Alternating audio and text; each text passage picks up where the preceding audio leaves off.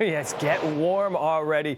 Thanks a lot, Dina. And here's the thing. They went from expansion to championship team in 25 years. It only took 25 years, and someone who's seen it all right from the beginning is Doug Smith. Doug Smith has a new book out as well, which is called We the North, and he talks about all the stories, behind-the-scenes things that he's seen, and he spent a lot of time with this organization. Good morning, Doug. Devo, how are you today, man? I'm well, thanks. How you feeling? Good, thanks. I'm all right. Good to hear. And this organization you literally, as we find out early in the book, owe your life to as well. Tell us a little more about that situation.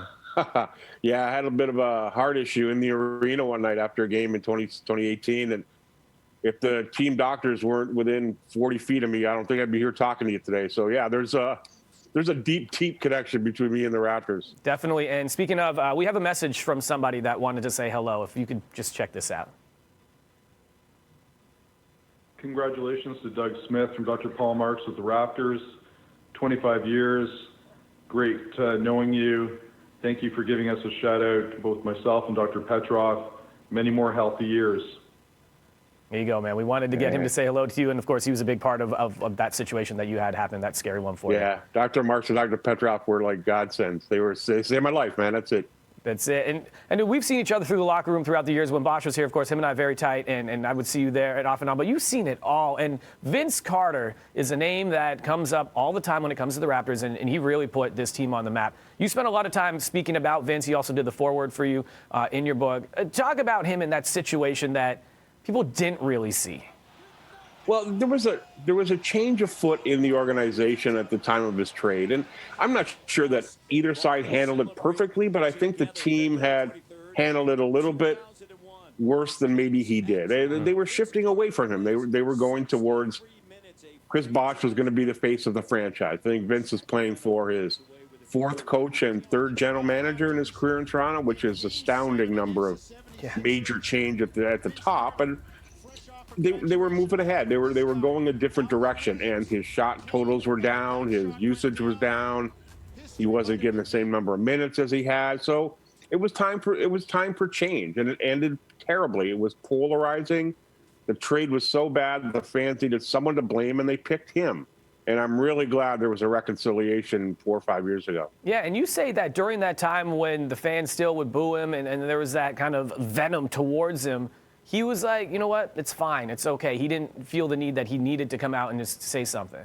He always took the high road. Anytime he came to Toronto or I saw him on the road or I ran into him in the summer, you know, I love Toronto. It made me what I am. I'll never be able to thank the people there enough.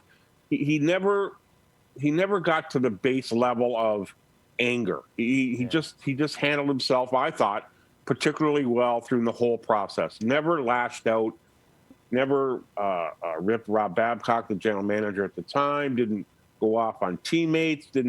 He took the high road. And I think as you watch it unfold, Devo, all those years, you appreciated the way he handled himself. Yeah, and he did. He handled himself so well, and I'm glad he did that. And, you know, another blockbuster trade and thing that shook the organization, DeMar DeRozan.